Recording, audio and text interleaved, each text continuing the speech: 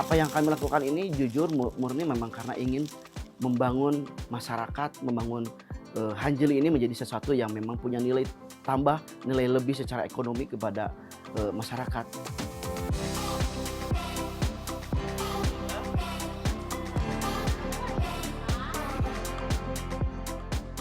Dari hasil penelitian kami, baik itu Hanjeli cangkang lunak maupun cangkang keras, mengandung beta-glukan yang cukup tinggi, yang sangat bermanfaat untuk masyarakat yang menderita penyakit jantung, ya. Kemudian juga menurunkan kolesterol dan juga menurunkan gula darah.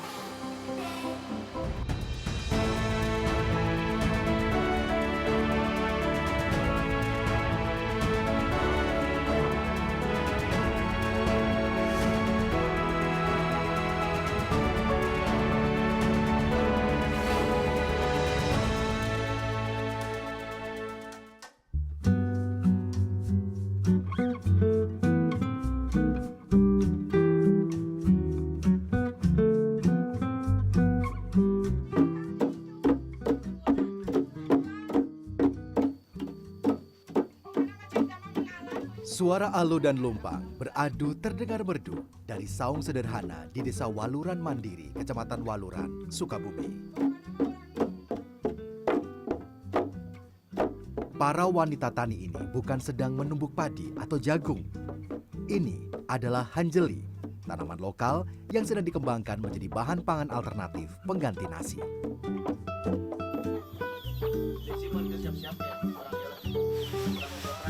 13 tahun terakhir, seorang pemuda asli Desa Waluran bernama Asep Hidayat mengajak warga sekitar membudidayakan tanaman hanjeli.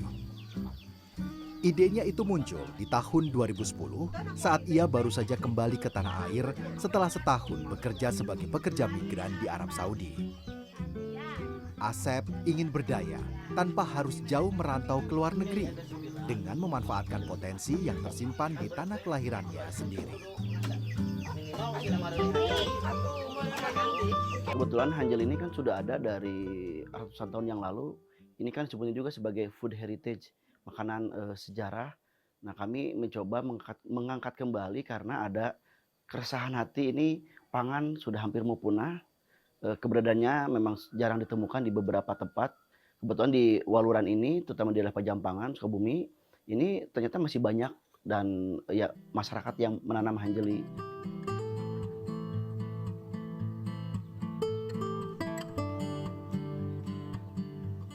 Hanjeli atau yang bernama latin Hoik lacrimajobi adalah tanaman serealia yang biasa tumbuh di daerah tropis. Hanjeli dikenal juga sebagai tanaman jali atau jali-jali. Hanjeli biasa ditemukan di Indonesia bagian barat seperti Pulau Sumatera, Kalimantan, dan Jawa. Namun, tanaman ini kerap kali dianggap sebagai gulma atau ilalang yang tak memiliki guna. Padahal, hanjeli diklaim memiliki kandungan protein dan kalsium yang lebih tinggi dari padi. Sementara, indeks glikemik atau kadar gulanya lebih rendah dari tanaman serealia lain. Tanaman itu sebetulnya sudah dikenal luas oleh masyarakat kita. Hanya mungkin kita belum menjadikannya sebagai pangan alternatif, kita belum menjadikannya sebagai solusi untuk sebuah kondisi misalkan. Nah, tanaman itu sendiri sekarang kita mulai sudah mengembangkan yang saya bilang tadi itu tanamannya tahan terhadap stressing air. Jadi kadar air rendah pun tanaman itu akan tetap hidup. Selain bisa tumbuh di kondisi tanah yang beragam, cara penanaman dan perawatan hanjeli pun terbilang cukup mudah. Tanam hanjeli itu pertama harus dipilih bibit yang paling terbaik. Teksturnya memang agak beda ya. Dia kalau direndam itu memang di bawah, bukan yang ngambang itu. Terus kedua memang nanamnya itu hampir persis sih kayak jagung ya. Kayak itu numbuk, dilubangin tadi masukin. Nah, ini tumbuhnya dari masa tanam sampai panen itu sekitar 5 bulan setengah sampai 6 bulanan. Nah, kita memang tinggal memilih saja menggunakan alat yang namanya ani-ani. Kalau di Sunda namanya etem ini.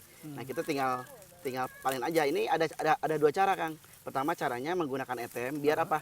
Karena tidak semuanya matang. Nah, jadi yang diambil adalah yang sudah matangnya saja. Lalu yang kedua, kalau semuanya sudah matang baru kita menggunakan golok. Gitu cara panennya. Nah ini kalau cara membedakan ini udah siap panen itu tanamannya seperti apa? Nah ini yang kalau kita lihat ada ini yang udah warnanya warna mau ke apa Agak putih. putih ya, putih yang ini. Nah ini udah siap dipanen ini. Jadi kalau yang semuanya tidak matang semuanya bisa pakai ani-ani tadi itu. Nah ini salah satu contoh yang sudah matang nih. Ini yang pakai apa namanya hanjel ketan. Itu kalau yang belum matang dia masih agak warna hijau atau warna agak keunguan. Dari Hanjeli, Asep berinovasi, tak berhenti sebagai pembudidaya. Di tahun 2017, Asep mengajak warga Desa Waluran mengembangkan desa wisata yang berbasis edukasi tentang tanaman Hanjeli. Ia mengajak warga yang mayoritas eks-pekerja migran Indonesia atau TKI untuk menjadi pemandu wisata. Ibu-ibu buruh migran ini saya ajak juga selain jadi pemandu, ada juga yang mengelola KWT-nya, kelompok wanita tani. Ada juga yang bagian khusus rumah aksesoris Hanjeli. Ini juga mantan buruh migran. Nah dia yang buat aksesoris Hanjelinya. Nah dia juga punya anggota lebih dari 10 orang yang dia ajak kolaborasi gitu. Nah rumah baca juga itu dikelolanya sama mantan buruh migran juga gitu. Yang membuat aksesoris kayak bambu-bambu gitu istrinya juga mantan buruh migran. Jadi di sini memang lebih mayoritas yang kami berdayakan adalah ex buruh migran gitu.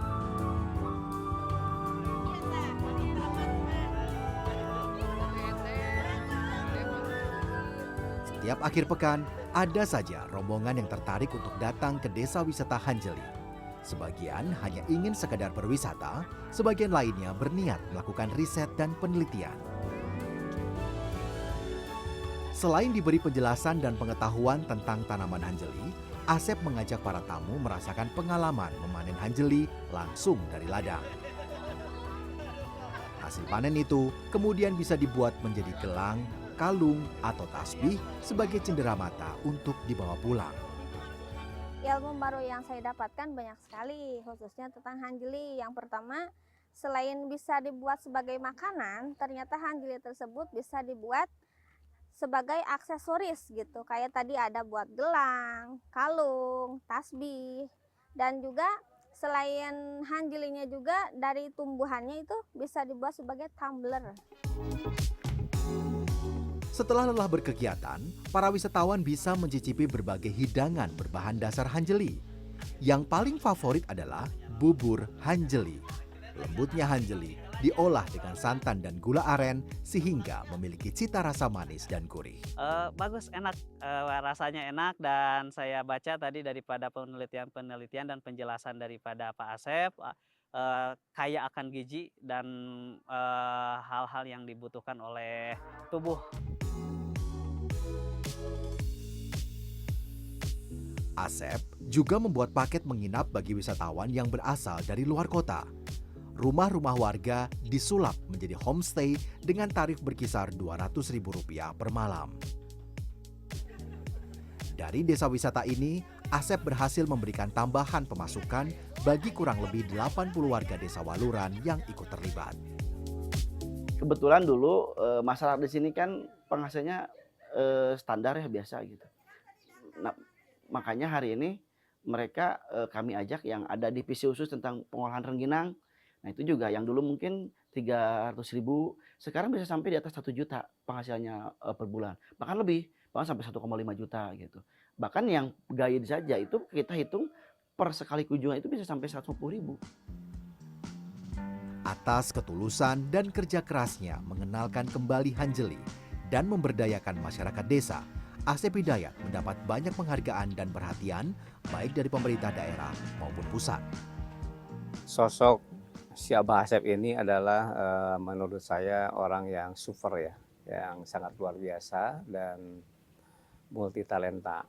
Kenapa? Karena dia berawal dari ex-migran Indonesia atau tenaga migran Indonesia yang sudah berhenti, kemudian dia berkiprah di desa Waluran Mandiri, dan bahkan sampai hari ini desa Waluran Mandirinya terkesan agak kesampingan, justru yang munculnya adalah desa Hanjelinya gitu ya, karena si Abah Asep ini. Di tahun 2022, Desa Wisata Hanjeli dianugerahi sebagai salah satu desa wisata terbaik pada gelaran Anugerah Desa Wisata Indonesia. UNESCO juga mengakui Desa Wisata Hanjeli sebagai pilar utama pemberdayaan masyarakat di area Taman Bumi Ciletuh Sukabumi yang sudah ditetapkan sebagai salah satu UNESCO Global Geopark. Asep Hidayat juga terpilih menjadi salah satu nominator penerima penghargaan Kalpataru 2023 dari Kementerian Lingkungan Hidup dan Kehutanan. Apa yang kami lakukan ini jujur murni memang karena ingin membangun masyarakat, membangun Hanjeli ini menjadi sesuatu yang memang punya nilai tambah, nilai lebih secara ekonomi kepada masyarakat. Karena memang waktu kami melakukan seperti ini enggak sebentar, hampir di atas 10 bahkan 13 tahun. Artinya memang butuh perjuangan yang panjang juga mengenalkan Hanjeli itu sampai ke titik seperti ini. Dulu sebelum bergabung di Hanjeli, saya bekerja sebagai penumbuk batu. Ketika bertemu dengan Kang Asep tanya, Tewati dari mana? Numbuk batu, kata saya. Kok ini banget katanya, emang gak ada pekerjaan lain? Pak tuh di sini, saya kan backgroundnya jadi buruh migran, jadi nggak punya skill di kebun gitu, di ladang nggak punya keahlian gitu. Nah dari situlah Kang Asep mulai mengembangkan Hanjeli ini jadi olahan.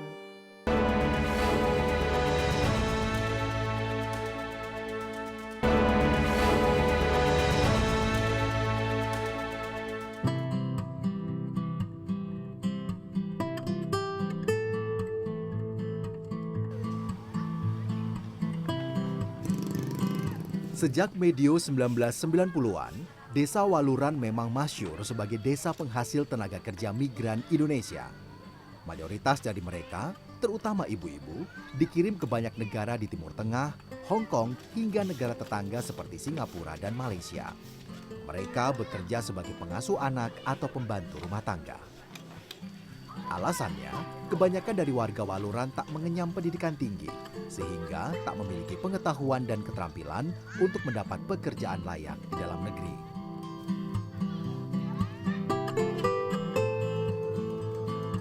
Yang utama sih yang keresahan secara sosialnya adalah ketika mereka pergi ke Timur Tengah, nah ini kan anak-anaknya nggak ada yang ngurus. Nah ini masuk juga mungkin kadang-kadang juga kan diurus sama neneknya, sama bapaknya gitu. Nah ini yang jadi keresahan kami. Tapi kalau masyarakat, terutama ibu-ibunya tidak pergi ke sana, kan anak-anak bisa secara pendidikan bisa mereka lihat tumbuh kembangnya seperti apa. Cum Asmawati salah satunya. Perempuan yang akrab disapa Wati ini telah melanglang ke lebih dari 8 negara. Berbagai pekerjaan mulai dari mengurus rumah tangga hingga mengasuh anak pun pernah ia lakukan sejak tahun 1996. Di tahun 2014, Wati kembali ke tanah air dan bertekad berhenti menjadi buruh migran. Sebelum bergabung bersama Asep, Wati juga pernah bekerja sebagai penambang emas ilegal. Dulu sebelum bergabung di Hanjeli, saya bekerja sebagai penumbuk batu. Ketika bertemu dengan Kang Asep tanya, Tewati dari mana? Numbuk batu, kata saya. Kok ini banget katanya, emang gak ada pekerjaan lain? Pak tuh di sini, saya kan backgroundnya jadi buruh migran, jadi nggak punya skill di kebun gitu, di ladang nggak punya keahlian gitu. Nah dari situlah Kang Asep mulai mengembangkan Hanjeli ini jadi olahan. Anak menjadi alasan utama Wati enggan kembali mengadu nasib menjadi TKI. Ia lebih memilih dekat dengan anak bungsunya yang menyandang tunagrahita. Saat bertemu Asep di tahun 2017, Wati langsung setuju saat ditawari menjadi pemandu wisata, sekaligus bertanggung jawab membuat beragam olahan Hanjeli.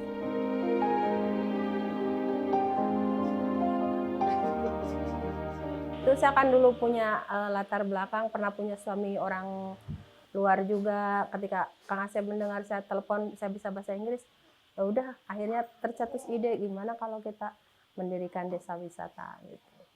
Tewati jadi guide-nya, boleh kata saya.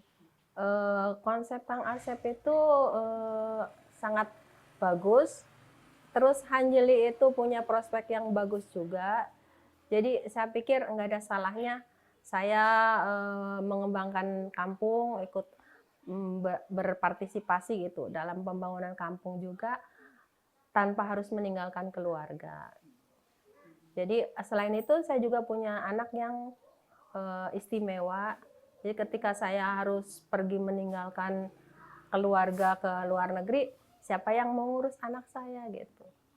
Jadi disitulah motivasi saya untuk gabung dengan Hanjeli.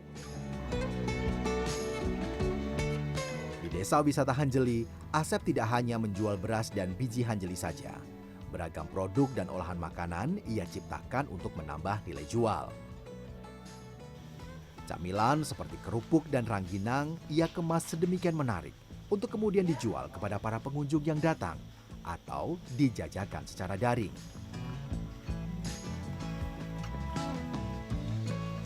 Awalnya kami memang fokus ke konservasi, tapi dari konservasi itu kan memang harus ada nilai tambah secara ekonomi. Lalu kami buatlah produk-produk, diversifikasi produknya, mulai dari membuat olahan bubur, dodol, rengginang, dibuat nasi liwet, dibuat beberapa produk-produk yang lain. Bahkan hari ini kita buat juga sabun Hanjelinya, termasuk lotion sama yang lain-lain. Tahap demi tahap kami coba lakukan. Awalnya memang merasa ini Hanjeli banyak yang belum pada melirik, terutama masyarakat lokal, bahwa ini punya kandungan yang tinggi, termasuk punya kans ke depan ini bisa menjadi bahan pokok atau bahan alternatif pangan yang memang yang menjanjikan. Ibu-ibu mantan pekerja migran seperti Wati inilah yang kemudian diberdayakan di sektor ini. Setidaknya, ada pundi-pundi rupiah yang bisa Wati kantongi setiap hari setelah ia berhenti menjadi TKI. Ia pun menjadi tak bergantung lagi pada pemberian suami. Kalau dulu saya hanya mengandalkan support dari suami gitu. Kalau sekarang saya bisa mendapatkan penghasilan sendiri gitu dari Hanjeli. Dan penghasilan saya itu 90% dari Hanjeli karena saya nggak punya keahlian di kebun atau di tempat lain gitu. Jadi selain jadi guide menerima tamu, saya juga memproduksi beberapa produk, juga bekerja untuk Kang Asep. Untuk memberikan edukasi kepada anak-anak dan siapa saja wisatawan yang berkunjung, Asep juga membangun sebuah rumah baca. Kami juga sekarang bangun ada rumah baca juga, namanya Rumah Baca Sauyunan. Itu juga bagian yang kami kelola yang terintegrasi. Ya karena itu tadi, karena ibu-ibunya pergi ke Timur Tengah kan anaknya pada di rumah masing-masing. Nah daripada kesana kemari anak-anaknya mending kita kumpulkan, dijadikan berkumpul dan diberikan edukasi oleh teman-teman yang lain. Mengajak dan melibatkan banyak orang untuk membudidayakan dan mengolah Hanjeli sebagai tanaman yang bernilai jual lebih tinggi, tentu saja tidak mudah. Saat Asep pertama kali memiliki ide membuat desa wisata, banyak orang menolak. Pertama kali mungkin lebih banyak penolakan, Kang. Karena mungkin ngapain capek-capek, udahlah kita yang lain aja. Karena kan habit mereka dulu di pertanian, numbuk batu emas, bahkan ke Timur Tengah itu ya jadi TKI. Makanya ini kan hal baru gitu. Makanya butuh waktu yang panjang, butuh skema, butuh cara-cara yang memang yang cukup tinggi secara effort-nya. Nah ini juga alhamdulillah pelan-pelan tapi coba kami ajak masyarakat untuk ikut bergabung. Ya polanya sebetulnya ya door to door. Awalnya kalau misalkan malam habis isya kita ngobrol dengan masyarakat, hal-hal apa nih, yuk kita bangun apa nih di kampung kita. Kayaknya kok kita kampungnya gini-gini aja gitu. Nah kita mulai dari pertanyaan atau pancingannya seperti itu. Dengan kegigihan dan kesungguhan hati yang ia tunjukkan untuk membangun desa, lambat laun banyak masyarakat yang mau bergabung. Pasalnya, tak hanya keuntungan ekonomi yang warga desa dapatkan, tetapi juga kemandirian desa dan kearifan lokal yang bisa mereka lestarikan. Kang Asep itu orang yang peduli lingkungan. Jadi tidak perhitungan dia rela berkorban untuk orang banyak. Perannya sangat besar. Jadi kami itu kan penduduk desa ya yang notabene itu pendidikannya rendah. Eh, Tidak berpendidikan lah kebanyakan gitu. Nah, dengan sabarnya Kang Asep membimbing kami sampai bisa menjadi seperti sekarang. Itu butuh perjuangan yang luar biasa. Dan saya salut sama Kang Asep. Manfaat lain tadi kandungan dari mineral ya. Tadi kalsiumnya itu tinggi. Jadi bisa untuk menyehatkan tulang gitu ya. Atau menguatkan tulang, kemudian juga dari beta glukan tadi ya, yang utama itu beta glukan itu Hanjeli bisa menjadi pangan fungsional.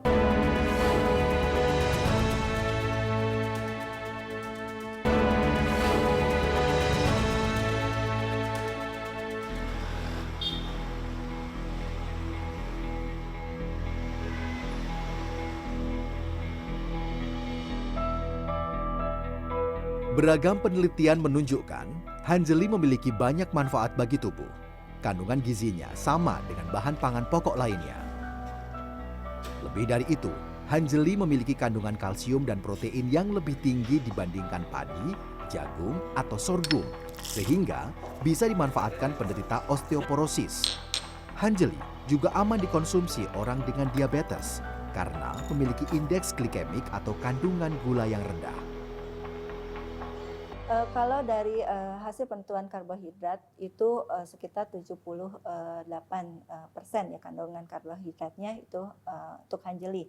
Sedangkan untuk jagung, padi itu lebih tinggi kandungan karbohidratnya adalah sekitar 80% ke atas. Jadi di sini Hanjeli memiliki karbohidrat yang lebih rendah dibandingkan dengan yang lain.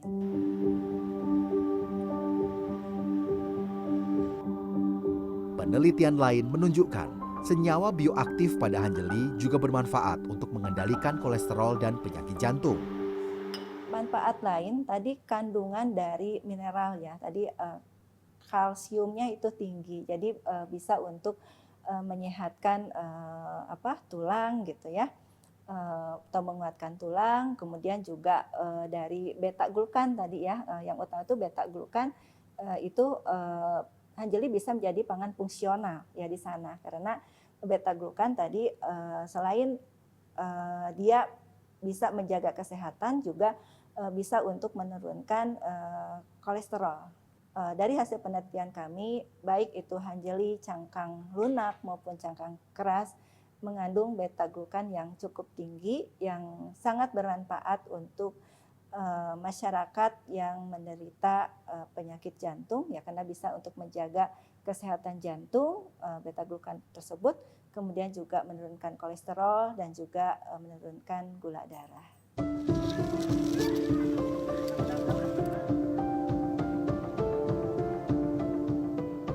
Meski Hanjeli telah ada sejak zaman dahulu dan dikenal oleh masyarakat Indonesia, pengolahannya tidak sepopuler padi atau jagung. Hanjeli ditinggalkan karena masa panennya yang lebih lama ketimbang padi. Padi membutuhkan waktu 3 hingga 4 bulan untuk dipanen, sementara Hanjeli butuh waktu 6 hingga 7 bulan. Selain itu, hasil panen Hanjeli juga lebih sedikit daripada padi. Proses pengolahan pasca panen yang lebih sulit karena Hanjeli memiliki kulit yang lebih keras. Hal ini membuat petani enggan membudidayakan Hanjeli.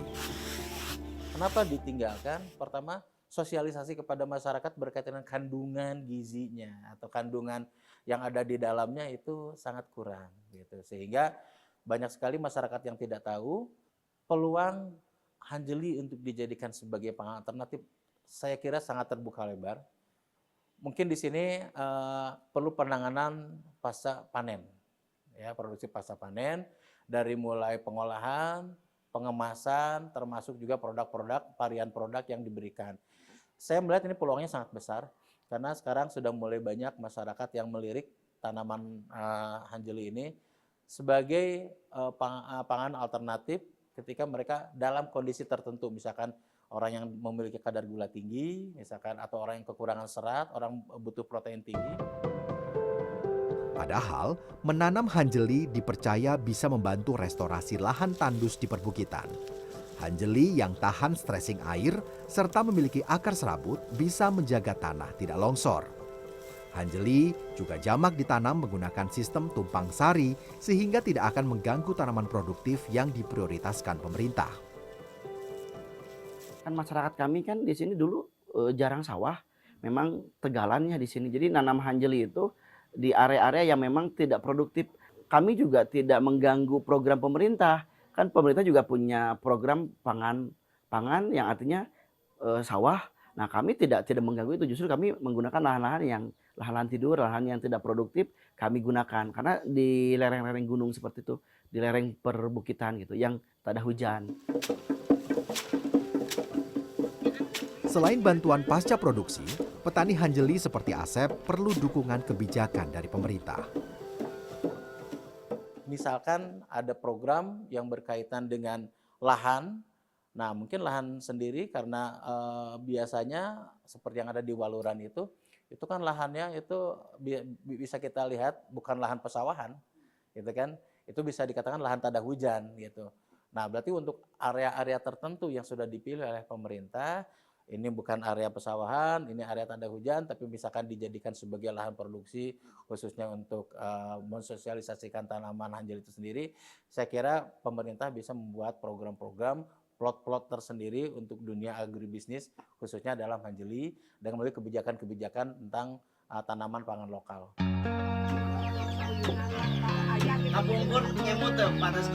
Terlepas dari segala tantangan yang dihadapi Asep untuk memperkenalkan hanjeli agar lebih banyak dimanfaatkan oleh masyarakat, tekad dan kemauannya jauh lebih kuat. Bagi Asep, membudidayakan hanjeli sama saja melestarikan pangan lokal, serta menjaga warisan nenek moyang. Dari hanjeli, Asep bisa menebar kebermanfaatan bagi siapa saja yang mengkonsumsi biji serealia ini. Dari hanjeli, Asep bisa membuat warga desanya berdaya dan mandiri.